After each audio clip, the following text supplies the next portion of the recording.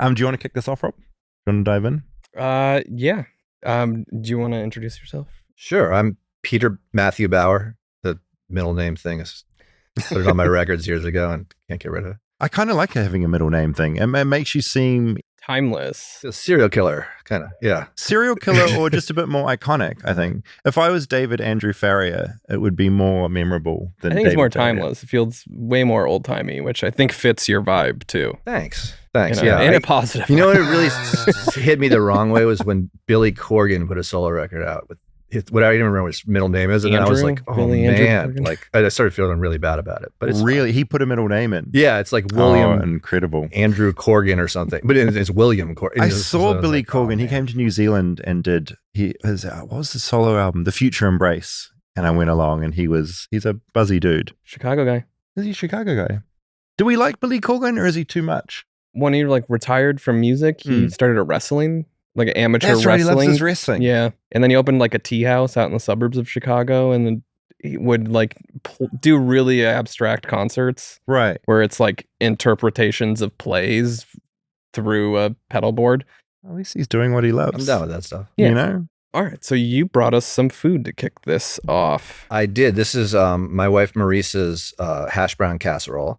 She's from Kentucky, and so this is a family recipe. I know her mother made it. I believe her grandma made it too. It smells fucking amazing. It's really good. Sometimes you get into those things and you're like, Oof. there's some weird things in a casserole. You know, I'm not like that well versed, but this one is like actually just, it's all business. Yeah, It's I feel fantastic. like casseroles are a controversial dish because it's kind of like there's an element of like slop to a casserole. Yes, And you're like, right. what's in there? What am I getting? Right. Very hash brown centric, which I feel is a very American thing. Yeah. This is it's hash browns, and I'm not supposed to give away the recipe probably, but there's there's cheese, there's cornflakes, there's hash Well, browns. I just want to try some. Get in there. Yeah, do you have God. casseroles in New Zealand? We have casseroles. Oh, you do? Okay. But not involving the hash brown kind of side of things. Yeah, because it feels like a Thank very you. American holiday. Make a casserole because all your family's going to be over. Around the holidays, it's like a pretty regular thing. So I think if I'd asked, I was like, I'm doing this thing. Do you think you could make one? And it was not December 15th or whatever it is. It would be harder to This feels like so, the but- ultimate sort of comfort food Yeah. situation. All year round you're having this, or is it more sort of in colder months? colder months. Definitely Yeah. just Thanksgiving, Christmas time kind of thing. Maybe it would be the thing she brings to like some sort of school potluck type thing. Yeah, this is really good. Oh yeah. It does really good with like a fried egg the next day. Kind of thing. Is a casserole in this one in particular? Is it tied geographically to a certain? For instance, this is the first casserole I've had in America, Okay. and I've been in LA for sort of almost 5 years now, and this is my first one. It's definitely Southern. It feels. It's This Southern. is specifically definitely Kentucky Southern. Like everybody brings different plates to kind of a family reunion type sort of situation. What was it like growing up there? Well, I'm from Washington D.C., but my wife. You're Washington. Okay. Yeah. Right. But I've been down there a lot now at this point. We did an episode recently involved. I went to Washington D.C. My first trip there to talk to a woman who was digging a tunnel like under her neighborhood. Interesting. So she was just obsessed with digging, and the neighbors got really worried because they're like, we don't sort of got a human mole in the neighborhood, and she's digging under the houses. So that's what I always think of now. It was a compulsive thing. I would say so. Like she just desperately wanted to dig. And this is like a big tunnel. I mean, I went down with her. We're like a couple of stories underground. It's and it's sort of scary because she's just digging it herself. Like, is this thing going to collapse on me? But she's very smart.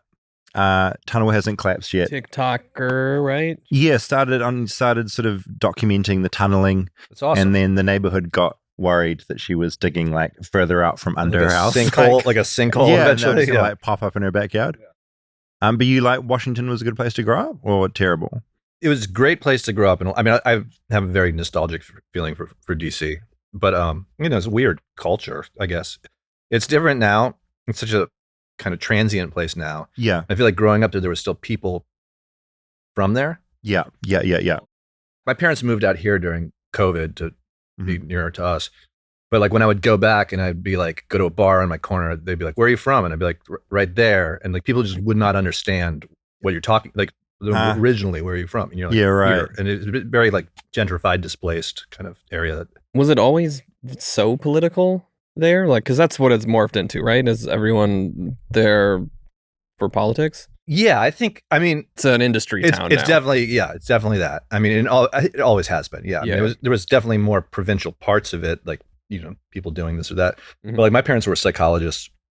So the people they would see would be mostly from that world. With parents being psychologists, could you dive into their minds for like how, when you were growing up and stuff? Oh God, no. No, I would hate that. Like, but I'd be like, you'd be like, yeah, what is it? you analyzing me right now? Yeah, like, I guess that would be kind of, parents are probably the last people you want as your like psychologist or therapist or anything like that. Like my mom would you'd be like, what are you doing over there? Like, yeah. And then that would always piss me off so much. Stop looking at me. Stop analyzing me. They had their practice in our house. So you'd have people patients turning up, knocking on the door, going inside. Absolutely. The waiting room was our living room. So I would sit there and watch like sitcoms and eat dinner, in front of the TV. And there'd be like another stranger there, like going through like a crisis. That's kind of wild. Yeah. It's actually really odd. Yeah. Well, that's a good segue into what we're talking about, right? Yeah. So all I really know is that you sort of had some unique experiences as growing up. Right. So yeah. Just when I was talking to Rob about doing this, it's like, what's uniquely American? I was like, well, I think I'm kind of a bad person for this because I grew up in like an ashram and like meditation cults, which are not like thought of as, it's not like red, white, and blue. No. America. But as we were talking about, they had a psychology practice in our house, but they also had a meditation center in our basement. So right, so upstairs was the psychology office. Exactly. And then meditation basement. You kind of briefly threw in meditation cult, and then I was just like, well, I don't, there's nothing, that's it. So I grew up, when I was a little kid, I lived in India, like 3 and 4, and then went back once or twice. But then every summer, you would go to the same guru who had like ashrams all over the world. The main one being in upstate New York. Have you ever seen the movie Dirty Dancing? I have. It's been a while. There's these big Catskills resorts, right? And they had bought the 2 next to the Dirty Dancing resort and turned them into an ashram. So it's like very similarly, like the feeling is very upstate New York Catskills, but then there's like a kind of gaudy statue of like Krishna and Shiva. And what got your parents into it? They visited India and got into it there? Or was it a quest? My father was going to be a Catholic priest. So was my dad. Is that right? Yeah. He left seminary school to start a family. There you go. Yeah, so I think that was part of it. And then the other part was he met this guru and he met him and then he started following this guru. And so that got us to India, was to go to live in this ashram when I was little. And then from there, they were involved in all sorts of different other ones. So in the 80s, that particular, group got very big and it was like very like, glitzy, like American celebrities would come and be like, Barbra Streisand's here, or it was like cool and all that stuff was sort of cool to them, right? The big one for me was Vernon Reid from Living Colour came, the band, and I was like working at the ice cream shop at the ashram, and I was like, it was in 6th grade, and he came, and that's amazing. So then there was like, kind of like 80s, like there was like an amphitheater with like lights, and it was really, whatever. There was a big New Yorker article that kind of took the whole thing down, where they unearthed all the many different scandals. Did you ever watch Wild Wild Country? Absolutely did. Yeah. So it's very similar with like a lot less guns, I would say. Right. Because that was going to be my question. Obviously, it was one experience being in it at the time, but like looking back at it, was it a good time being involved in that, or was it quite chaotic? And so it's definitely defined my life. It's definitely defined the music I make or whatever I write. And the way I think about things.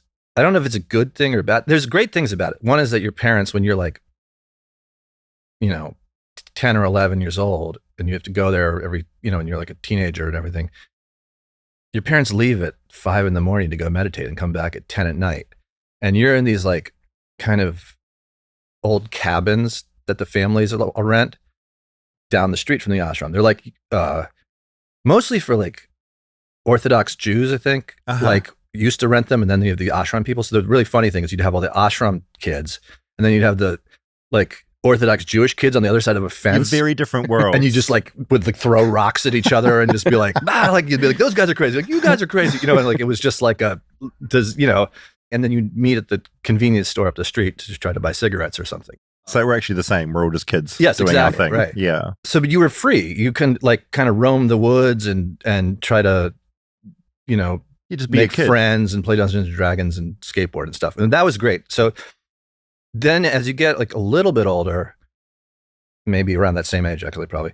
They start making you do work for God, like called Seva. What age is this? I mean, they kind of always make you do it, or you can make you go to a program, but you can kind of get out of it. But eventually, you suddenly like you're digging a ditch for free, and you're like, "What the hell is going on?" It's always with a cult, isn't it? You always end up digging ditches. It's part of the deal. Yeah. Like, how old were you when like the ditch digging began? When I got thrown out was probably 13 or 14, somewhere around the beginning of really high school. Like my friend, I had a friend, him and me were old enough to be like, this is really stupid.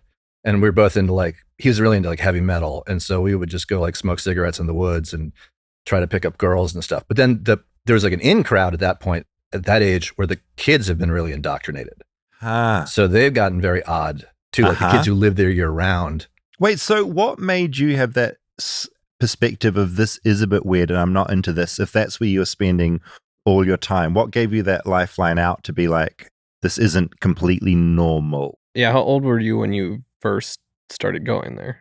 I mean, from like life. Yeah, because I was born in the meditation center, I was in the basement, so that was every Thursday, like 100 people come over to our house. Yeah, so like, where did the influence come where you sort of thought maybe this isn't the life for me? The first thing was there was 2 gurus at one point. So the original guru died, had a secret daughter who became the guru.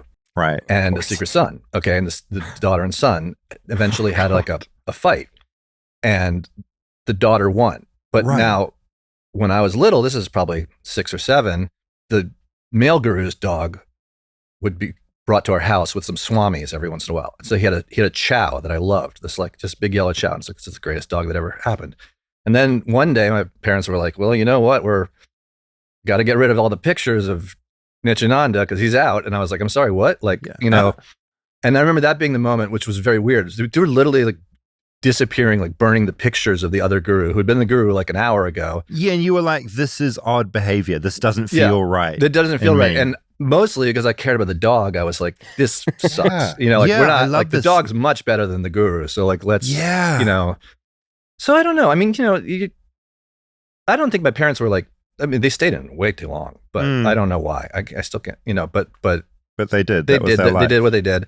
But to me, I was pretty early that I was like, I don't know about all this stuff. What? Because I mean, I grew up a sort of a bog standard sort of conservative Christian, so I was getting all those values and ideas. Yeah. What did it give to you that was good and maybe not so good in the way that you saw the world and understood the world? Because I imagine there was some good that came out of it, maybe, and some bad stuff. I think I have like a weird relationship with that, in that like I have a very anti-authoritarian problem, I would say. Yeah. Like there's great things about it, but then there's a point where, like, for instance, when my son was little, my mom wanted us to go see this other guru. It's a very nice guru. It's just good. She's Amachi, she's the hugging guru. Right. So I don't mind going because the food's good. So, I really don't mind. But they go up, and as soon as we get in line, some like, ashramite person like put their hand on my back, and I was like, turned around like and Marisa was like, what the hell's wrong with you? They're just telling you to get in line. And I was, you're ready to go. Thing, like I get into that, any sort of structured program of, especially religious thing, I get real like, don't you tell me what to do. Right. Yeah. And to a fault that I think really does keep me from certain experience nowadays. But that stems though from growing up in this particular group. Yeah, I think, or just the authority, the strange, the groupthink, the cult mindset you really have trouble dealing with later on, but it's also really fascinating. I think it gives you an understanding of it. I think you get understanding of the strangeness of how people kind of. Well, did you feel tricked? And this is like, I'm not going to fall for this again. And that's where it comes from? No, I don't think it was falling for. I don't think I ever felt tricked. I think it was just like, I didn't like the people bossing you around, telling you what to do, and kind of using these false structures of power. Just saw through it. And the charismatic figure thing, seems really difficult and bad in a lot of ways. I mean, I have a lot of friends who, a lot of really terrible things happened there. There was a lot of sexual abuse. There was a lot of, it's like somewhat uncovered. It's somewhat like, who really knows? But like, I remember when I was a teenager, and you'd be like hanging out with these girls, and then there would be like there's this darshan, which is when you go meet the guru. Okay, this is a thing you do every day. You go meet the guru, and she gives you gifts or whatever. And they would be darshan girls, right? Which are like, it was like the in thing to be. It's like being the altar boy or something, right? So the pretty girls get to be the darshan girls. They get to wear the saris and sit next to the group. And Guru had a boyfriend who turns out was like this like arms dealer in like a previous life, and like went to the Oscars with like Angelina Jolie at one point. You know, it's like one of these just Zelig characters that you're like, all right, you know. And there was this building in the back, and like God knows what happened there. And you know, it was like you'd find these stories. It was really fucking bad. And I made the first like solo record I ever made was sort of about it. And I met this guy, and he was like, "Oh man, I grew up in that. Like, you know, I really gravitated to your record." And like he like lived there full time. And one time the guru told him that he was evil, his sister was good, but he was evil and there's just nothing he could do about it. He was just cooked. You positive know? Thing to hear. Right. And he was like, and that screwed me up for the rest of my life, you know. Because he would have believed that and taken that on. 16 or something like that. Yeah, the God told you were bad, you know. So there's a lot of stuff like that. And there's always sexual abuse, to the point of like, I have a very unfounded theory that it's primary to the whole thing. It's not like, you know, people are like, oh, that guy failed his flock or something. Like, I think that's the whole point of it, where that energy comes from. And without that element, the whole thing wouldn't exist. Exactly. It's like it's part of the deal. It's like it is the driving force. Yeah, it's in the DNA of it. I agree, beyond all belief. I feel like that growing up adjacent to kind of mega churches, I kind of feel that's part of it. Like, I think if there wasn't the power and the abuse in there, and also like victims almost being created, and this us and them, that'd all fall apart. It would be like nothing. Part of the deal. It's where the power and like the energy even comes completely. From. I mean, I'm not like a disbeliever in the energy. I mean, I saw like, you know, grandmas doing backflips and like doing, you know, like all this weird stuff, all these like supernatural things when you're a little kid. There's a lot of weirdness in the world, and that you get to see a lot of it in that environment. But I do think either you have to be like the master of masters, or just not, whatever it is, to avoid the abuse. But the abuse seems very at the core of it all. Stay tuned for more Flightless Bird. We'll be right back after a word from our sponsors. This episode of Flightless Bird is brought to you by Wild Grain. Wild Grain is the first bake from frozen subscription box for sourdough breads, artisanal pastries, and fresh pastas. Plus, all items conveniently bake in 25 minutes or less. I don't know whether you're aware how much I love bread, and especially sourdough, but good God, this is built for me. You get it out of your freezer, it's in the oven for 25 minutes or less, and you have this beautiful bread smell all around the house, and good God, it tastes good. And unlike many store-bought options, Wild Grain uses simple ingredients you can pronounce and a slow fermentation process, and can be easier on your belly and richer in nutrients and antioxidants. There's no preservatives and no shortcuts. Wild Grain's boxes are fully customizable. In addition to their variety box, they have a gluten-free box, a vegan box, and a new protein box if you want that protein. I love Wild Grain. I now know where I want to get all my bread from. Again, as I read this ad, I just think of the smell in my house at the moment. So good. There's nothing like having an artisan bakery in your freezer to chase away the winter chill. Now is the best time to stay in and enjoy comforting homemade meals with Wild Grain. I highly recommend giving Wild Grain a try. Right now, Wild Grain is offering our listeners $30 off your first box plus free croissants for life when you go to wildgrain.com/bird to start your subscription today. That's $30 off your first box and free croissants for life when you visit wildgrain.com/bird, or you can use promo code BIRD at checkout.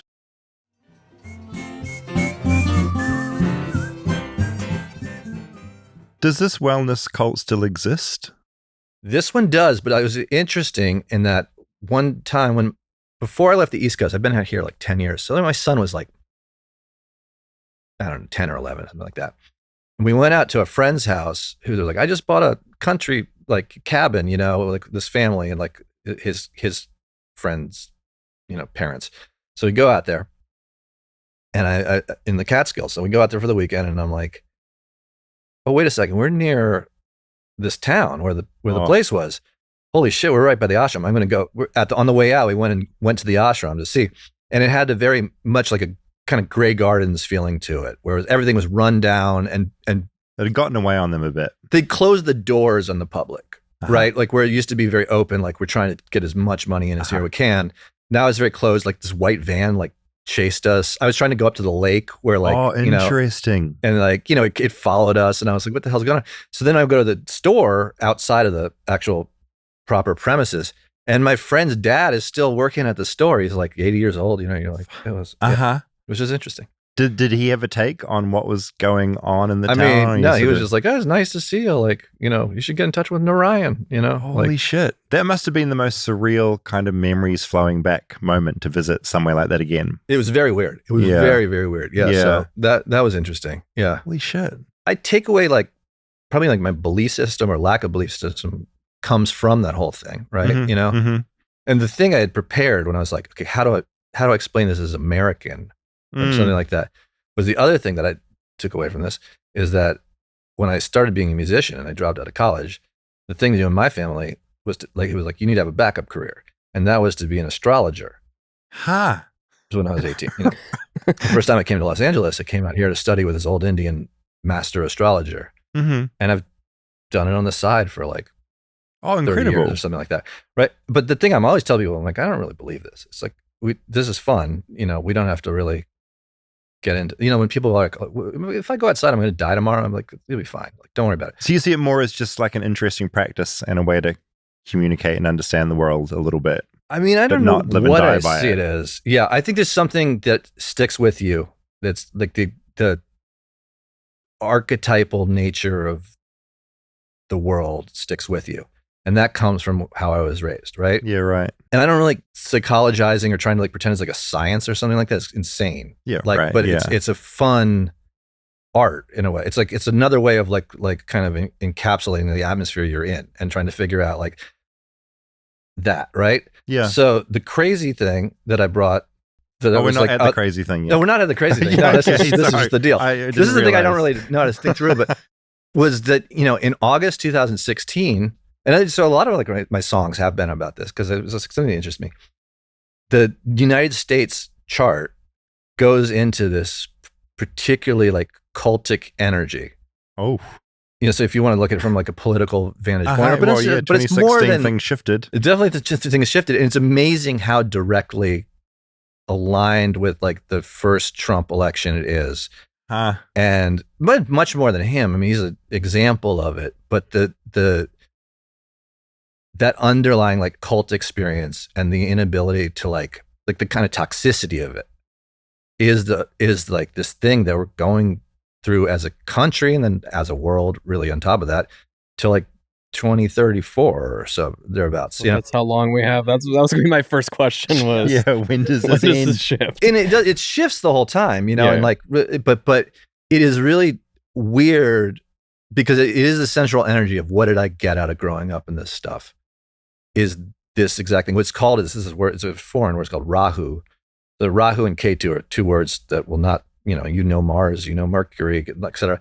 Rahu and Ketu are these points where the moon's orbit intersects with the Earth's ecliptic plane, right? So the energy of eclipse, right? And the reason they're such foreign odd things is because they actually represent this like shadow planets, and it's like this subtle esoteric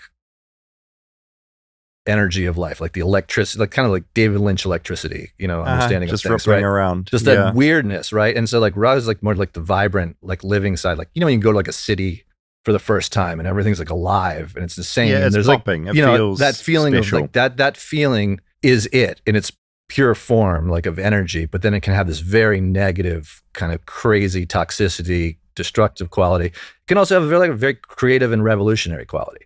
So I think, as we're all living through that, it becomes much more of a revolutionary moment. Yeah, and I guess it sounds like this is a way that you can kind of view these chaotic events and kind of make sense of them a little bit when you look at it through that lens. Yeah, well, at least it's interesting. It gives it sort of like a crazy...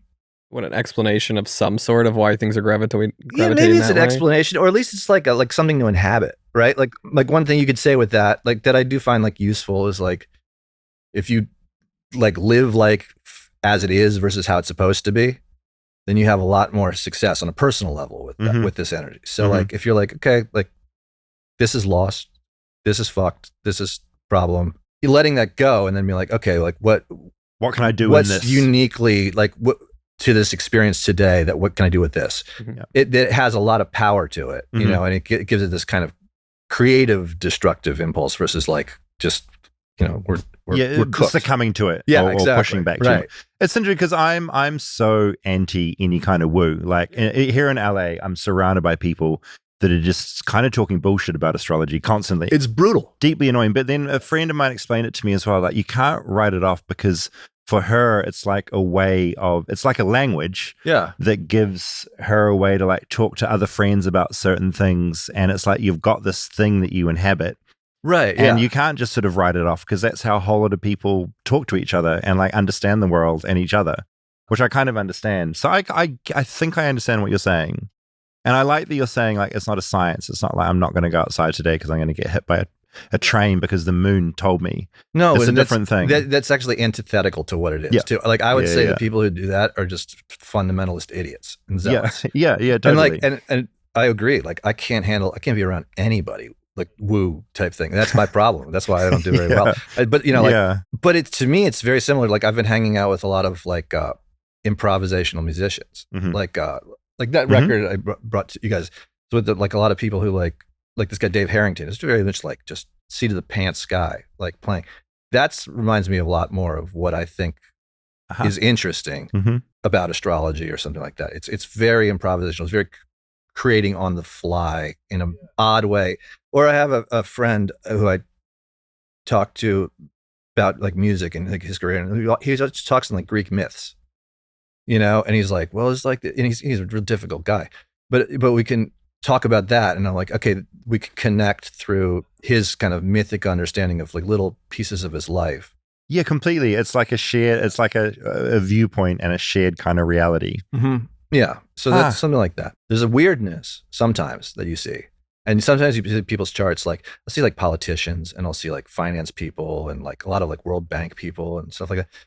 And every once in a while you see these people who it does line up like much more occult, like where you say, oh, on August 1st, what happened to you? And they'll be like, well, you know, my whole family was, you know, killed in a train. You're like, what? You know, like these really dramatic things. Can't ignore it entirely. Right. And the thing with the United States chart is very interesting on that level. Like it really speaks to the essence of, I think, what we're going through in this very strange, toxic, but like revolutionary moment that is odd. So yeah, it is the weirdest thing. And I mean, I've been here for 5 years now, and it's funny because things are objectively getting stranger at this time. Like I feel like even your story of growing up and where you grew up, it's, if we were talking about that 10 years ago, I think it would almost seem weirder. Like things are so crazy today. You know, all this stuff was mad for you, but it's also not that like less crazy than everything that's happening right now. No, not at all. No, it didn't feel crazy at the time at all. It felt, but yeah, I mean, I know what you mean though. Like when I was a kid, I used to kind of like be like, well, you know, I had to like change my name when I was 4. Like my name was like Shambu. Like when I came back from Indiana, I'd be like, you guys can't call me that. You got to call me Peter, you know, because like the guru gave you a name, you know, and like, you got to call me Peter Matthew. No, that was unfortunate. Yeah. So how did you get into music in that world? When did that happen? So I grew up in Washington, D.C. also. I mean, so in the summers you go up there.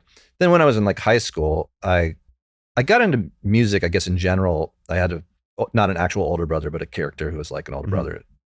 This was my best friend's older brother, played classic rock music when he was like, you know, and then we thought he was really cool. And then he kind of paired us up with his bandmates' cousins, like younger brothers. He was like, you guys like the younger kids who like music. And so then that's basically like what the Walkmen was right. Like Hamilton was like Walt's cousin and his brother Harry. And like, so we started like another band, like of the younger kids. And then as we got it worked out pretty well. Yeah. And I mean, so like when I was in high school, so like a lot of the guys who were in the Walkmen, they had another band called Jonathan Farrier, and they were like 4 years older than us. And they like moved to New York and got like a record deal and got like ostensibly like the dream. Like to us, they was like they were like the Rolling Stones or something at that point. You know, it kind of didn't work. But like, so when we were like 15, we're like, okay, well, we're just going to do this and, you know, move to New York and start bands. And Holy shit. So that's how we did that. Yeah. Okay, when did you leave that craziness of The growing craziness up? probably around 13 or 14. I think they threw me out. They said I couldn't come back. Oh, Yeah. Too much defiance. Incredible. I think they had, a guy like, it was literally, I think it was when I was digging ditches. I was like, I'm not going to. I'm over this. Well, This they is were like, ridiculous, we can't control Yeah. him anymore, so Yeah. there's no point. Did it cause any rift between you and your parents? Or did they leave at the same time? Or I feel like they left soon after for some reason, but they never kept, they kind of kept it. But then from there, like, they went into like Tibetan Buddhism. They went into like, a lot of Chinese, like Qigong masters. Oh, they're really just trying to find something. They're interested. Well, they kind of do their own thing too, and then now they teach their own type of meditation. And, it's really like their philosophy is not, I mean, I'm like, yeah, it makes sense to me. It's pretty open and it's very, it's not like they're trying to force something on anyone. Yeah. But it's just interesting. They've always sort of chased that thing. They even go to like faith healers and, went to like Brazil and, all these different. And so I've learned a lot through that, but I can't say that's necessarily my thing, or something like that. Yeah. Well, look, thank you for coming in and Thanks. feeding us. I hope this wasn't too crazy that was to the perfect. listeners. Oh, no, this is incredible. What, you want to play some songs? Sure, I'll play some songs. Always curious if you can, if there's sort of a particular story behind one of these songs you're about to play, or whether it's in the song itself or something around its creation. Yeah. Without killing the magic of the song. I could talk about it for sure. And enhancing the magic of the song. Enhancing the magic. I always love a bit of mystery, Yeah. But sometimes it's also nice Well, to. it's going to be one of the three songs, not all three. Yeah, there'll be Well, two there might be songs. two of the three. I'm trying to think. One of demystified. So this year, what I've done is I put out 2 songs, and I put out this odd record too with my son and with my friend Dave Harrington. And Incredible cover, by the way. thank you. It's That incredible. art's It's fucking got beautiful. dead currency. So if you take it apart, if you open it, it comes apart. It's like multiple pieces. Oh, It's very strange. It's love that. he's a real art piece, the guy who made it. But this was a thing that me and Dave, who's in a band called Dark Side, and then he's just like a really incredible musician. He's on this street. He basically lives on the street. So he plays at all these places here. It's like the wine bar across the street all the time. Amazing. He plays a show in LA, I think, every single night. Very interesting guy.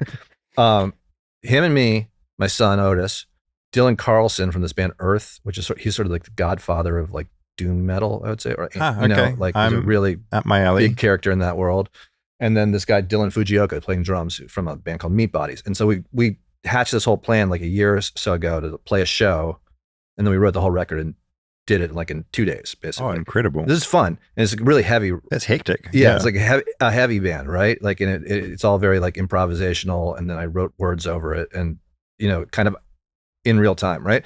So I did that, and then I did 2 singles this year that took me freaking forever. So that took like 48 hours to do the whole thing, and then I wrote 2 songs that took labored over forever. Just just wasting time, But I am happy how they came out, and the one called they're kind of 2 sides of the same coin, I guess. They are dealing with the world that I'm living in. I don't really, everything I do is a little bit like it's hazy. I'm not like they're not like political songs or something. But the Doom song is just kind of about the fear of the present moment and the strangeness. And I think as I finished it, like for the 70th time that I finished it or whatever, and like figured out how I actually liked it, it was right at the same time as I was pulling all my music off Spotify.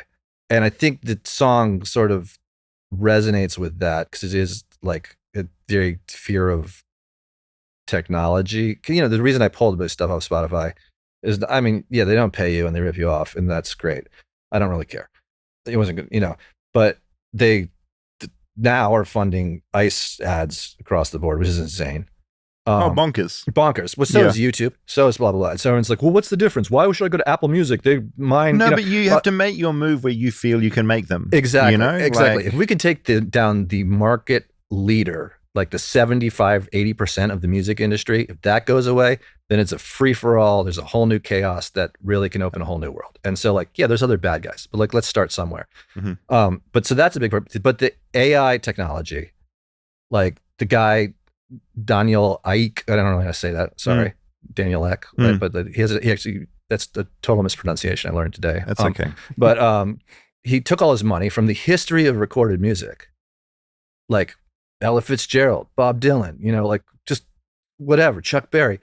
And he put it all into this company called Helsing AI that is like AI weapon systems, right? AI weapon system, like the liberal Palantir, you know, and you're like, cool. Like that's where one of the, 3 greatest things people have done, music, you know, like that's what funds that. And that's just, you can't do that. You can't have that in this world. Like we have to, as artists, you know, that's an existential problem for human art. Mm-hmm. And then you have all the other stuff, the AI art and garbage. But I mean, before all this started, the fact that like it had completely devalued, I think, anything of worth by having this sort of top-down mentality and all these like I've managed a lot of artists, and there's all these like sunny ass like young people like, hey, I work at Spotify, and you used to be like, God, you know, it's like, I mean, the worst people, you know, just like, give me a fucking break.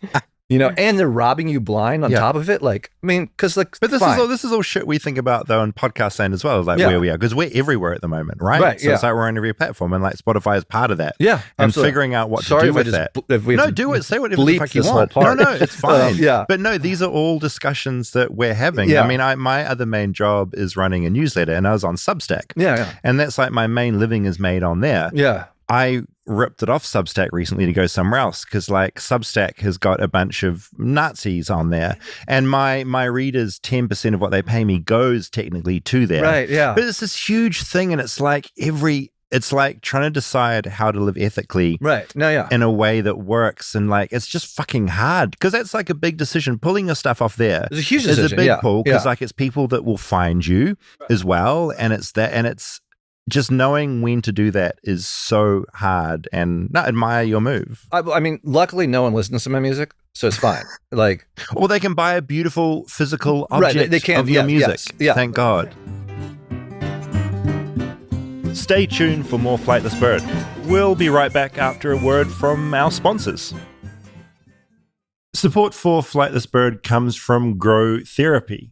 Now, I'm sure you've thought, or you've heard someone else say, therapy is just way too expensive. Very valid. It used to be the end of the conversation. But what if therapy didn't have to be? With Grow Therapy, care is designed to be affordable, insurance-friendly, and easy to understand. No subscriptions, just support that fits your life and your budget. Whether it's your first time in therapy or your 10th or your 20th or whatever, Grow makes it easier to find a therapist who fits you, not the other way around. They connect you with thousands of independent, licensed therapists across the US, offering both virtual and in-person sessions, if that's what you want, nights and weekends. And you can search by what matters to you, like your insurance, specialty, identity, or availability, and get started in as little as 2 days. And if something comes up, you can cancel up to 24 hours in advance at no cost to you. No subscriptions, no long-term commitments. You just pay per session that you have. Grow helps you find therapy on your time. I've found therapy incredibly valuable in my life, especially since being in the United States, where I feel it's more part of the culture here. But wherever you are in the world, therapy can be a really good thing.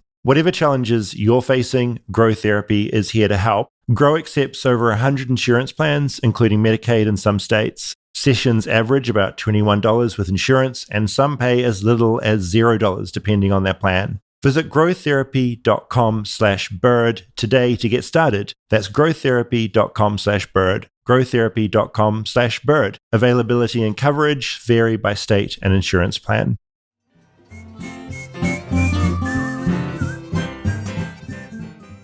As I try to convince people now who actually make a lot of money on Spotify, which is what I'm going to try to do on some level, just on a personal level, it's harder to be like, yeah, you know how you made like 500 grand last year on Spotify? Like you should pull your shit off there. You know, like I understand that. Like because they're feeding their whole world, right? Yeah. You know, but like I don't care. Good, like because it was like whatever. I'm done with making records for public. I don't even care. I just like on a personal, like me, Peter Bauer, you know, like the Walkmen, they keep their stuff on.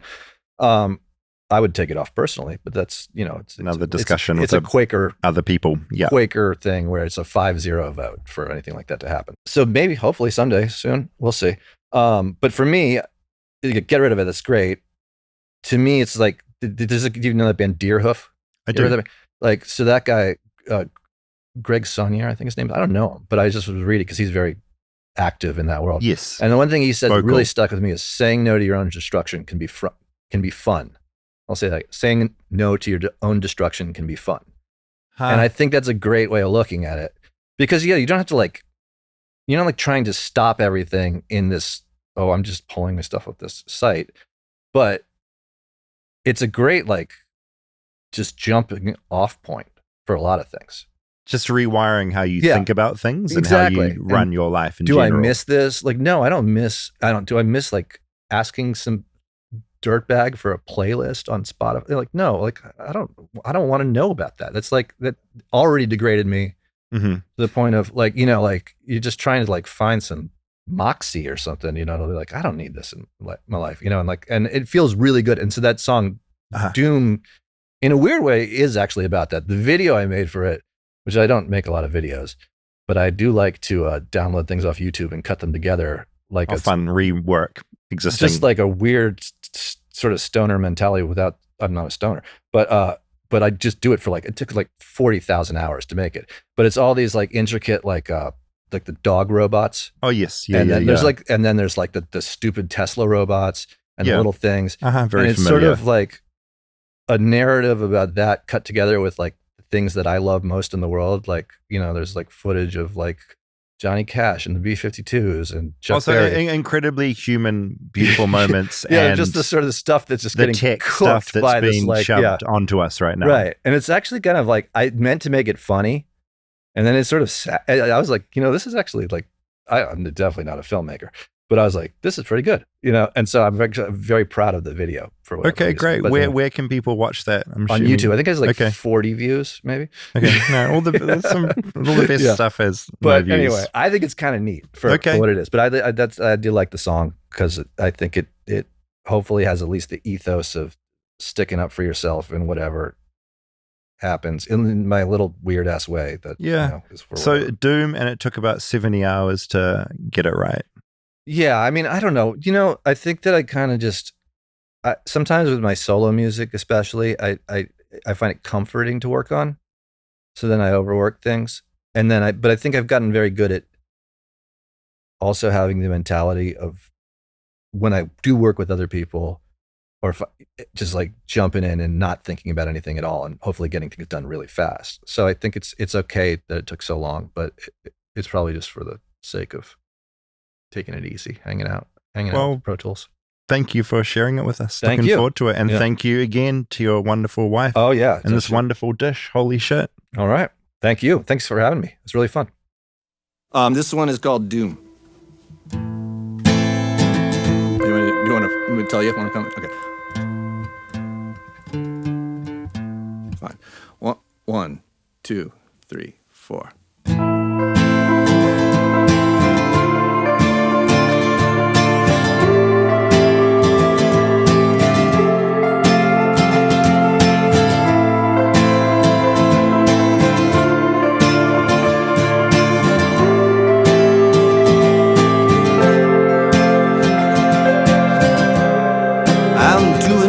You're doing, taking it too high, listening to music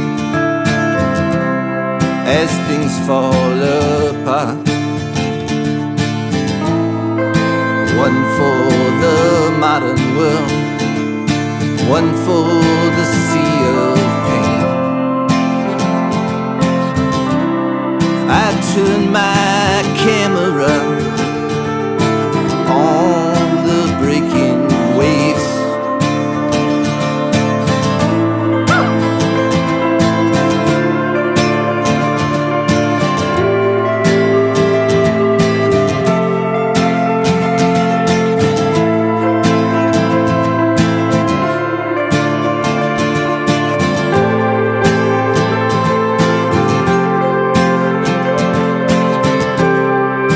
I went out walking,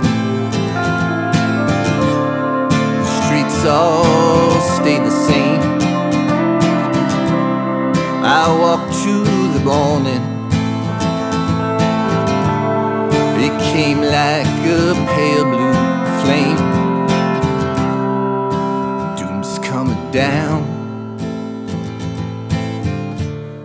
will run for the hills.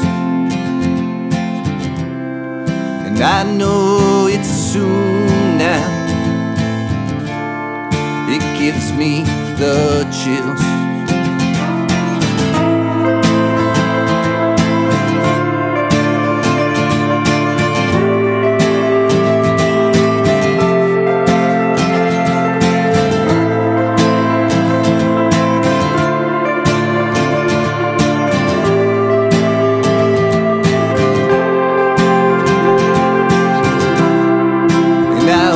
Out dancing into a heavy hiss. Oh, I went out dancing. Reminds me the world exists. Doom's coming down. No reason to stay. I find it strange now. You see another way.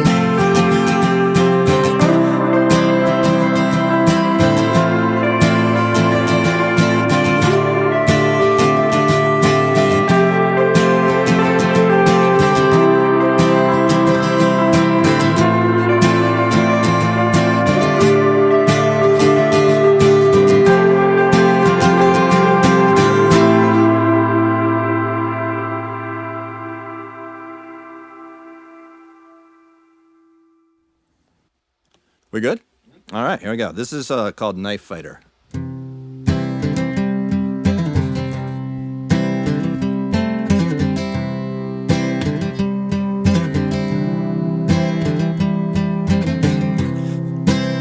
Fuck. All right, hold on. This is called Knife Fighter.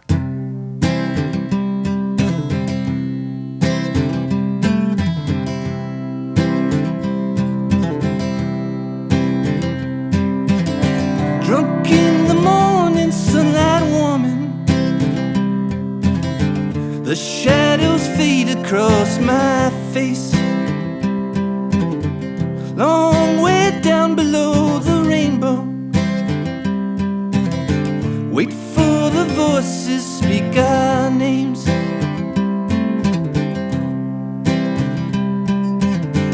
There is no rest along this journey. And your love must be sincere. When I was young and not so lonely once, I knew that love and felt no fear.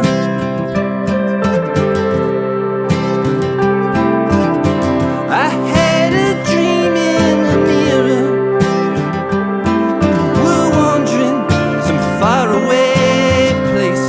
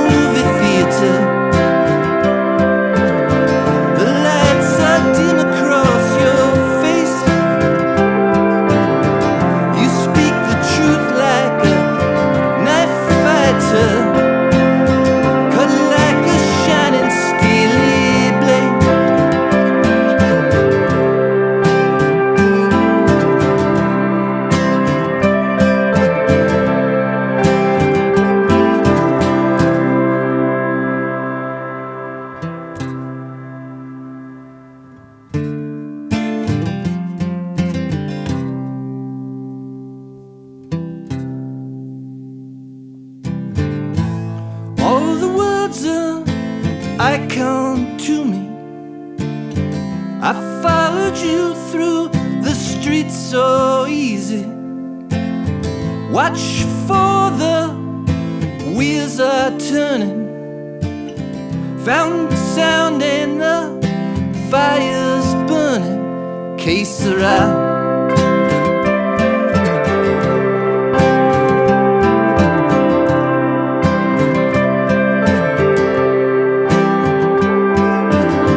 I had a dream in the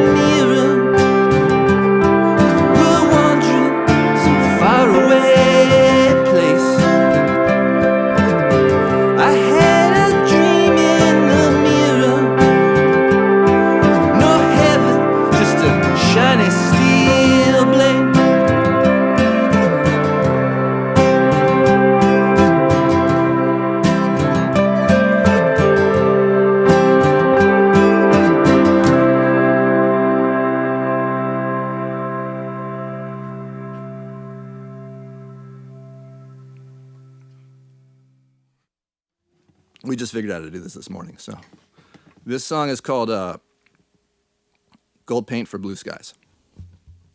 Let me do that like this.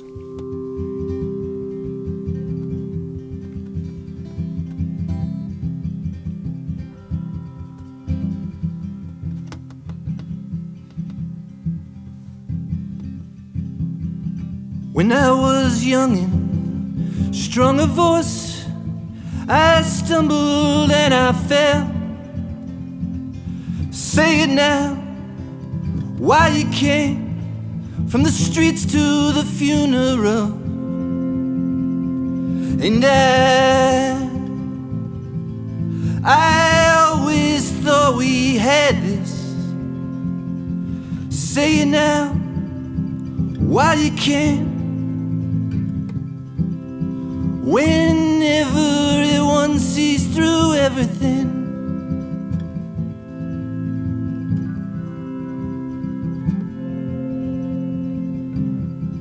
Tell me a story how we fell in love. Gold paint for the blue skies above. Old saints in the chapel, old friends you forget. Oh, did you sing your true song when they were coming for you, kid? And I wait, and I wait, and I wait for you there.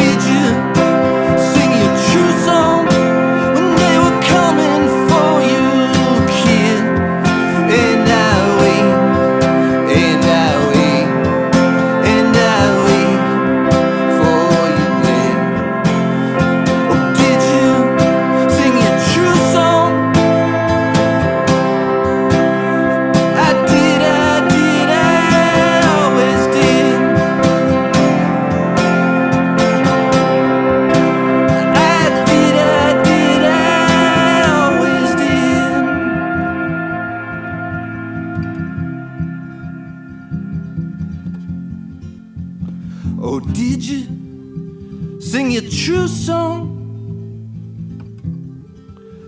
I did,